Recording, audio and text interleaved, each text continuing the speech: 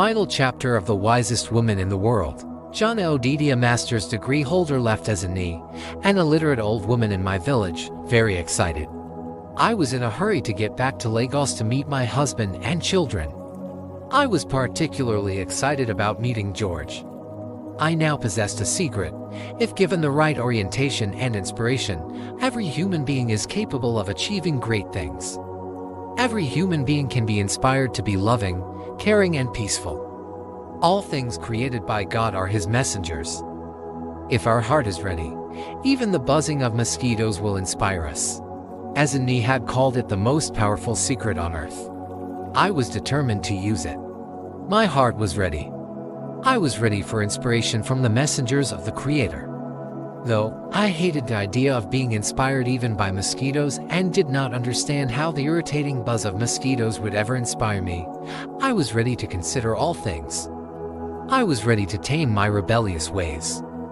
I was ready to follow the yearnings of my heart and the orientation of my life. I was a woman pulled apart by two worlds. The world that my grandmother instilled in me and the world of Gladys, my friend and professional colleague. I decided to live in the world that agreed with my orientation and character. I had heard words from all manners of people. I decided to abide to the word that ensured my peace of mind. I would tame myself and then tame George. Would George be tamed? Prior to my visit to Azani, I would have said impossible, but the words of the old woman had given me solid hope. A subtle application of feminine wisdom would solve all the problems between us. I was really excited. I was anxious to get back to George. It was not over for us as I had thought before my consultation with Azani. Now I knew that something could be done. I was in a hurry to test my power over George, the power that according to Azani was immanent in every woman. She had said, a woman's power lies in what men perceive as weakness. I knew that people were conquered by a greater or stronger power, not weakness. But Azani had said that women conquer men with their weakness and not with their strength. I was eager to demonstrate this weakness, to subtly apply what Azani called feminine wisdom to tame George and inspire him to be the man of my dreams. I looked into the mirror and my excitement grew. There was a certain twinkle in my eyes. I looked much younger and more beautiful. I could see beauty in everything around me now, and like the days before my consultation with Azani when everything had irritated me. My grandmother was right when she said that a happy mind sees beauty in everything, but not so with a sad one. A sad mind is a troubled mind.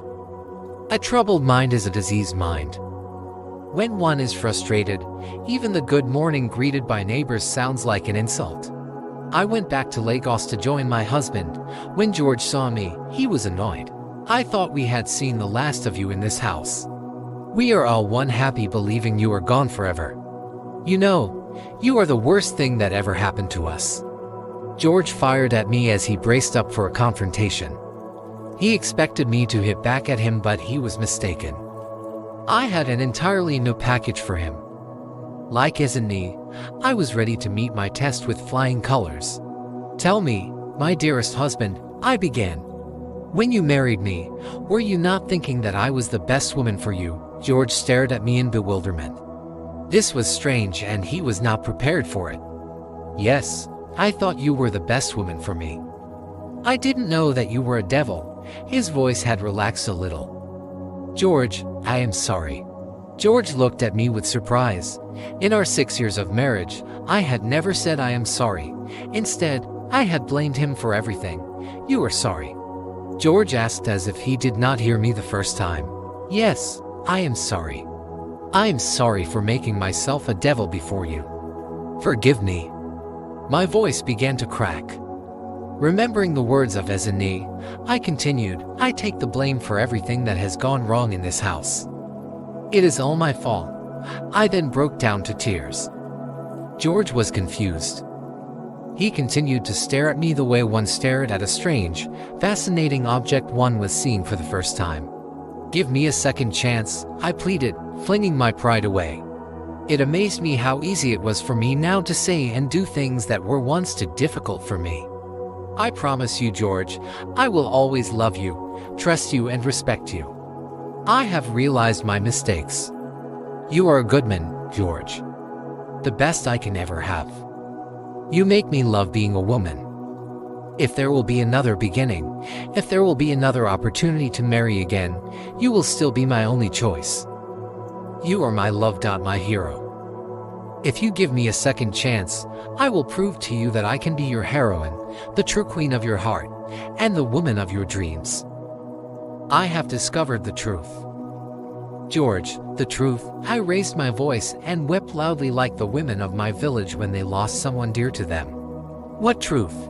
His voice trembled. The truth that you and I are capable of loving each other with all our hearts. The truth that we can have a loving, happy, and peaceful home. But for long, we have believed the lie, and I wept the more. Amazingly, I was enjoying it all. Then it happened, just as I expected. George held me and comforted me. Don't be too hard on yourself, he said.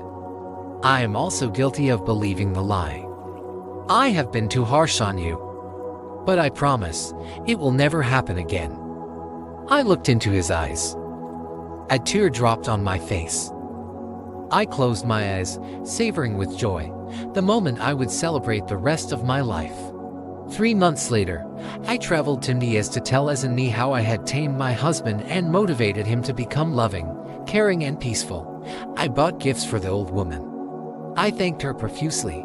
I promised myself that I would not keep this knowledge all to myself. I would make it available to every woman. I would let them know that if they applied feminine wisdom and made use of what Azani called the most powerful secret on earth, they would be able to make their homes a paradise of love, peace, happiness, and wealth. Thank you all. See you on the next story titled Gen Z Housemaid at Aksaki Stories. Don't forget to like, share, and subscribe.